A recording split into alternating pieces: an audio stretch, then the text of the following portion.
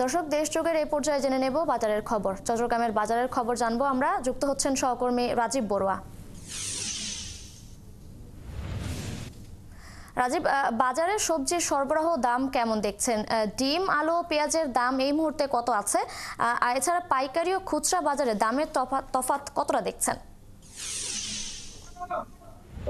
চট্টগ্রামের যে সবজি বাজার রয়েছে এখানে দাম কিন্তু আমরা দেখছি যে গত সপ্তাহের মতো আসলে আছে। সেটি তার আগের সপ্তাহে যে বাড়তি দাম ছিল সেই দাম থেকে গত সপ্তাহে যে 10-20 টাকা করে প্রতি কেজি সবজিতে কমেছিল সেই দামে বহাল আছে।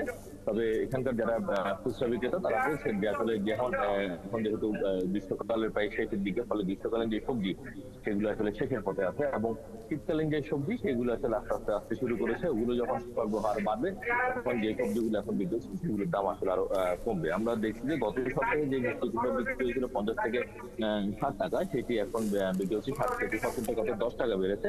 তবে লাউ, ঝিঙ্গা কিন্তু গত সপ্তাহের মতোই বিক্রি হচ্ছে। লাউ বিক্রি হচ্ছিল 50 টাকা এবং ঝিঙ্গে বিক্রি হয়েছিল 120 টাকা, সেই দামে আসলে বিক্রি হচ্ছে। তবে কাঁচামরিচের দাম কিছুটা কমেছে। কাঁচামরিচ গত সপ্তাহে বিক্রি হয়েছিল 120 টাকা, যে সপ্তাহে বিক্রি হচ্ছে 100 টাকা। অর্থাৎ এখানে চট্টগ্রামের যে বাজারগুলো আছে এই বাজারগুলোতে আসলে সবজি দুটো জায়গা থেকে আসে। চট্টগ্রামের লোহাগাড়া, সাতকানিয়া এবং এই 2000 এই অঞ্চল থেকে কিছু সবজি আসে।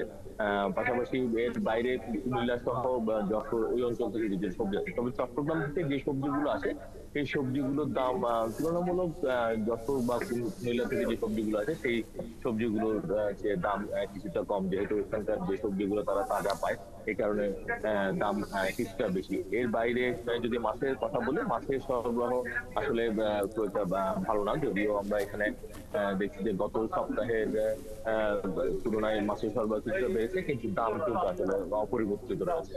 এবং এখানে সামুদ্রিক যে মাছগুলো রয়েছে, বিশেষ করে লেট্টা মাছ, এটি বিক্রি হচ্ছে 250 টাকায়। এর বাইরে তেলাপিয়া সহ পাঙ্গাস মাছ, এটি তেলাপিয়া। রাজীব, আপনারা যাচ্ছিলাম শুক্রবারের বাজারের খবরাখবর। আপনি আছেন, খোঁজখবর রাখবেন। পরবর্তীতে আমরা আবার